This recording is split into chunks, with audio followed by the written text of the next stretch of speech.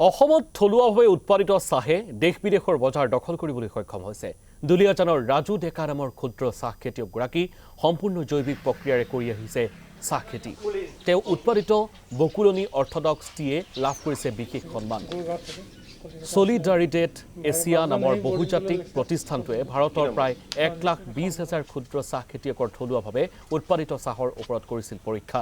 ৰাজু ডেকা নামৰ খেতিয়কগৰাকী speciality T কেটেগৰীত লাভ কৰে এই সন্মান। বিগত 15 বছৰ ধৰি ৰাজু ডেকাই জৈৱিক প্ৰক্ৰিয়াৰে কৰি আহিছে চাহ খেতি।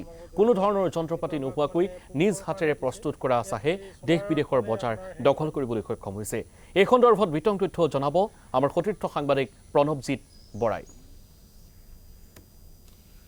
জৈৱিক পদ্ধতিৰে চাহ খেতি কৰি দেশ আৰু বিদেশৰ বজাৰ দখল কৰিবলৈ সক্ষম হৈছে দুলিয়াজানৰ কাষৰীয়া বকুলনি ৰাজু ডেকা নামৰ কৃষকগৰাকী। পৰিৱেশ দেখুৱাব, এইগৰাকী হৈছে ৰাজু ডেকা আৰু এওঁ বৰ্তমান নিজেই তেওঁ জৈৱিক পদ্ধতিৰে চাহ খেতি কৰি বজাৰ দখল কৰিবলৈ সক্ষম হৈছে আৰু নিজেই আৰ্থিকভাৱে তেওঁ যথেষ্ট সবল হৈছে। মই আপোনাৰ ওচৰলৈ আহিছোঁ, কি ক'ব এই মুহূৰ্তত?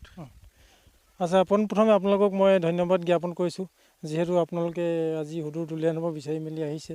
আমি কিবা এটা কৰিব পাৰিছোঁ বুলি ভাবিছোঁ।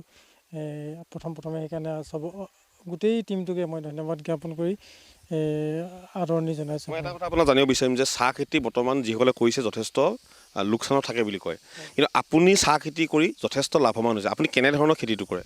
হয়, মই লোকচান বুলি কৈছে এইটো মই এক কথাই নুই কৰিব নোৱাৰিলেও এইটো কিন্তু মানে আমাৰ যদি প্ৰচেষ্টা বা চেষ্টা আৰু মানে একাগ্ৰতা লাগিব, নিশ্চয় লাভ আছে। কাৰণ বণিক গোষ্ঠীয়ে ইয়াত অসমৰ চাহ, আমাৰ অসমীয়াৰ চাহ কাঢ়ি নি সিহঁতে বিজনেছ কৰি বা মাৰ্কেট দখল কৰি আছে। আমি নিজে যদি নিজৰ ভৰিত থিয় দি মই যিটো প্ৰচেছত চাহ কৰিছোঁ সেইটোত কৰিলে কেতিয়াও লোকচানৰ সন্মুখীন নহয়। মই আজি 3-4 হাজাৰ 5 হাজাৰ টকা পাৰ কেজিত অৰ্থডক্স আৰু গ্ৰীণ টি বনাই আছোঁ।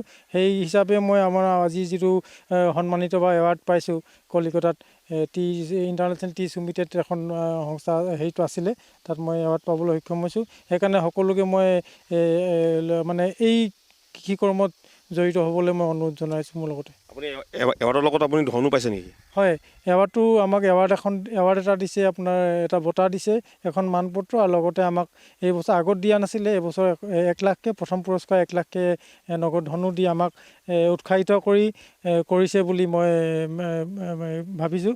আৰু সকলোৱে ওলাই আহক, খেতিয়কসকলক মই অনুৰোধ জনাইছোঁ এই ক্ষেত্ৰত আগবাঢ়ি যাবৰ কাৰণে। মই যথেষ্ট সহায় যিখিনি লাগে মই কৰি দিম বুলি চবকে আশা দিলোঁ।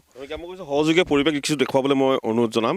এয়া হৈছে চাহ গছ আৰু সম্পূৰ্ণ জৈৱিক পদ্ধতিৰে চাহ খেতি কৰা হৈছে, আৰু এই চাহ তেওঁ দেশৰ লগতে বিদেশৰ বজাৰ দখল কৰিবলৈ সক্ষম হৈছে। পুনৰ আপোনাৰ ওচৰলৈ আহিছোঁ।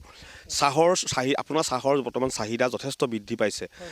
কোন ঠাইত আপুনি বিক্ৰী কৰি আছে? আমি জনামতে দেশতো বিক্ৰী কৰিছে, আপুনি বিদেশতো আপোনাৰ চাহপাত গৈছে? হয়, মই বৰ্তমান আপোনাৰ অসমতো প্ৰথম বজাৰখন মই অসমতে দখল কৰিছিলোঁ নিজে। তাৰপিছত লাহে লাহে দিল্লী, বম্বে এনেকৈ জেগাবিলাকৰ ফোন যোগে মোৰ পৰা কণ্টেক্ট কৰি কোৰিয়াৰত পঠিয়াইছোঁ। সিহঁতেও বাহিৰলৈ ছাপ্লাই দিয়ে, মানে দেশ বিদেশতো পাইছে বুলি মই ভাবিছোঁ।